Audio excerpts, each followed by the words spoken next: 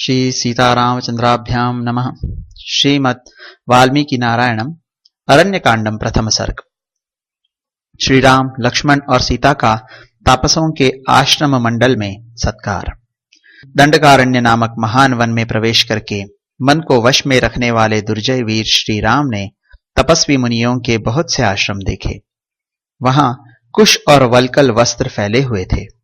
वह आश्रम मंडल ऋषियों की ब्रह्म विद्या के अभ्यास से प्रकट हुए विलक्षण तेज से व्याप्त था। इसलिए आकाश में प्रकाशित होने वाले दुर्दर्श सूर्य मंडल की भांति वह भूतल पर उद्दीप्त हो रहा था। राक्षस आदि के लिए उसकी ओर देखना भी कठिन था। वह आश्रम समुदाय सभी प्राणियों को शरण देने वाला था।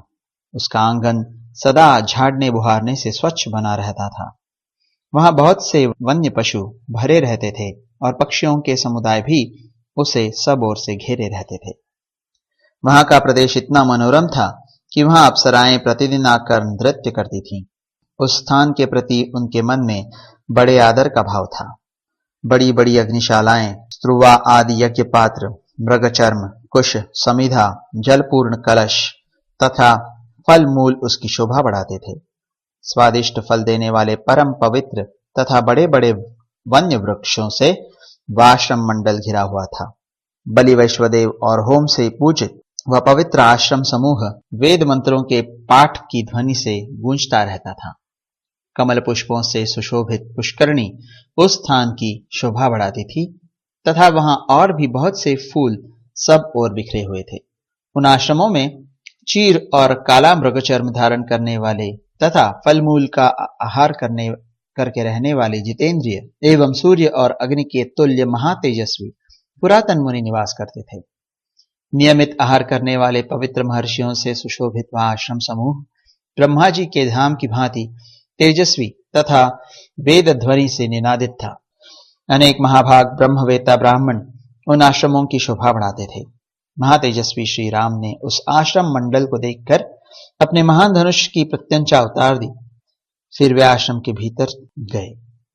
श्री राम तथा यशस्विनी सीता को देखकर वे दिव्य ज्ञान से संपन्न महर्षि बड़ी प्रसन्नता के साथ उनके पास गए।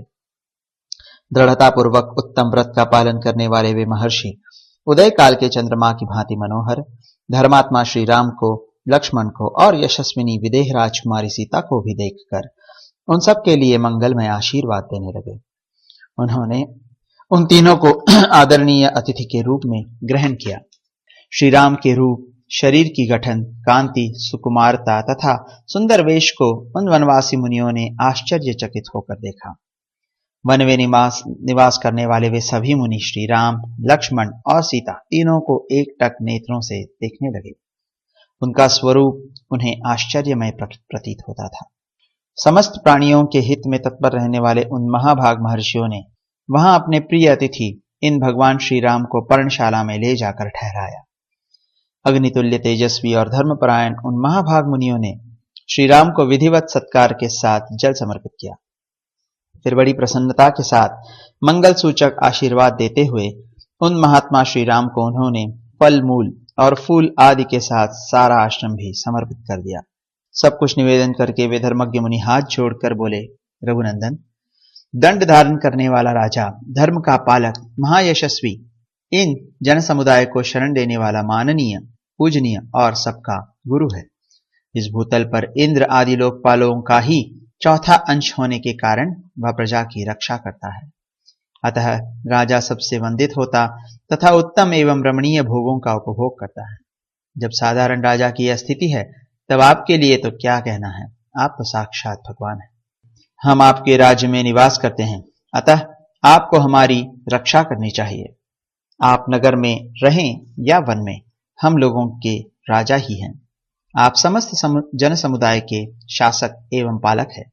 राजन, हमने जीव मात्र को दंड देना छोड़ दिया है, क्रोध और इंद्रियों को जीत लिया है। अब तपस्या ही हमारा धन है। जैसे माता गर्भस्थ बालक की रक्षा करती है, उसी प्रकार आपको सदा सब तरह से हमारी रक्षा करनी चाहिए। ऐसा कहकर उन तपस्वी मुनियों ने वन में उत्पन्न होने वाले फल मूल, फूल तथा अन्य अनेक प्रकार के आहारों से लक्ष्मण और सीता सहित भगवान श्री रामचंद्र जी का सत्कार किया। इनके सिवा दूसरे अग्नितुल्य तेजस्वी तथा न्याय युक्त बर्ताव वाले सिद्ध तापसों ने भी सर्वेश्वर भगवान श्री राम को यथोचित रूप से तृप्त किया। इस प्रकार श्री वाल्मीकि निर्मित आर्ष रामायण आदि काव्य के अरण्य कांड में पहला सर्ग पूरा हुआ।